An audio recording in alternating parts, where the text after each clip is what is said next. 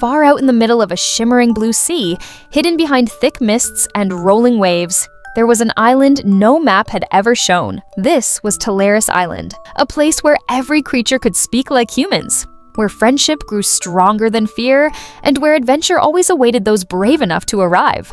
One sunny morning, a young explorer named Oliver Brightfield set sail from his small coastal town. Oliver was not like the other sailors. He was curious, full of kindness, and believed in things that others laughed at, like magical islands and creatures who could talk. His boat was small, painted red, with a golden compass on the deck that once belonged to his grandfather. The sea was calm at first, but soon the wind carried him through a thick fog. When the fog lifted, Oliver gasped. Before him stretched the most enchanting island he had ever seen. Giant palm trees swayed, flowers sparkled with dew like diamonds, and birds sang melodies sweeter than any instrument. As Oliver stepped onto the soft sand, he heard a voice. "Welcome, traveler!" Startled, Oliver spun around.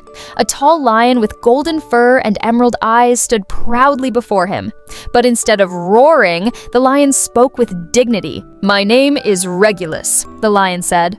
"And you, young sailor, have discovered the island of talking animals?" Oliver's eyes widened. You can talk." "Of course," Regulus chuckled. "Everyone here can. You're not the first human to arrive, but you might be the first to truly listen." From behind the lion appeared a lively parrot with rainbow feathers, who fluttered onto Oliver's shoulder. "Name's Quincy, at your service. You look like the sort who's hungry. Fancy some mango pie? Our chef is a rabbit who bakes better than any human." Oliver laughed in amazement. "This is unbelievable." Soon more animals gathered. A shy tortoise named Beatrice, a cheerful squirrel named Juno, and a wise owl named Percival, who wore tiny round spectacles. They welcomed Oliver as though he had always belonged. But not all was well on Talaris Island. Regulus's smile faded as he explained. "Our island is alive because of the Crystal of Harmony, a glowing gem kept safe in the heart of our great tree. It gives us voices, peace, and life. But recently, a band of mischievous storm crows stole the crystal and hid it deep inside the shadow caves." The animals lowered their heads sadly. Without the crystal, the island's magic would fade, and their voices would be lost forever. Oliver clenched his fists. "Then we must get it back. Show me the way, and together we'll restore your island." Regulus looked at him with surprise. "You would risk yourself for us? You barely know us." Oliver smiled warmly. "Sometimes the heart knows what's right before the mind does." And so the adventure began. Oliver rode on Regulus's strong back, while Quincy the parrot guided them from above. Juno scouted the trees ahead,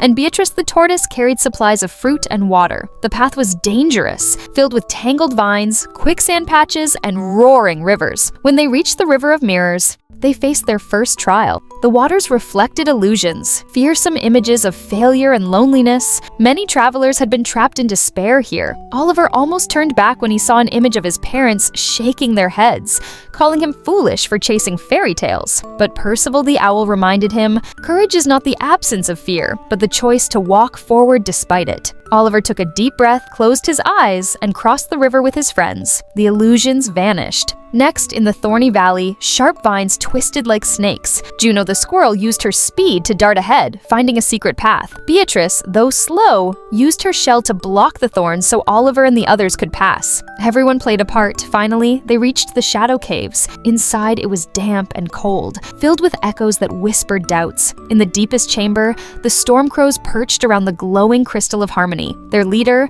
a black-feathered crow named Morik, cawed loudly, "Leave, human! This gem belongs to us now! Why should animals have peace when chaos is stronger?" Regulus roared, "Because harmony makes us more than beasts. It makes us family!" Oliver stepped forward, his voice steady. "Morik, you think chaos makes you powerful, but true strength comes from trust, kindness, and unity. Look around you. Your flock fears you. My friends, they believe in each other. That is power greater than any crystal."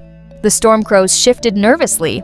Morik screeched and dove at Oliver, but Regulus leapt in front, defending him. Quincy and Juno darted around, confusing the crows. Beatrice slammed her shell on the cave floor, creating a shock that sent the birds scattering. In the chaos, Oliver grabbed the crystal of harmony. The moment he touched it, it glowed brighter than ever. Light burst through the cave, sending the storm crows fleeing into the night. The island was saved. Back at the great tree, Oliver placed the crystal into its hollow. The island shimmered with life. Flowers bloomed brighter, rivers sparkled, and every animal's voice grew clear and joyful again. Regulus bowed deeply. "Oliver Brightfield, you are now one of us. You showed courage, wisdom, and heart. Talaris Island will forever be your second home." Quincy fluttered with excitement. 3 cheers for Oliver, hero of the island! That night, a grand feast was held. Animals of every kind gathered. Monkeys played drums, dolphins sang from the shore, and rabbits served sweet pies.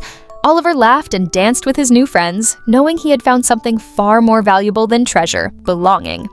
When morning came, it was time to leave. Oliver's boat was ready, and the animals lined up to bid him farewell. "Will I ever see you again?" Oliver asked. Percival adjusted his spectacles. The island reveals itself only to those with a heart pure enough to believe. And Oliver, you have proven you always will. Regulus placed a paw gently on Oliver's shoulder. "Whenever you sail with hope, you will never be far from us." Oliver sailed away, watching the island slowly disappear behind the mist.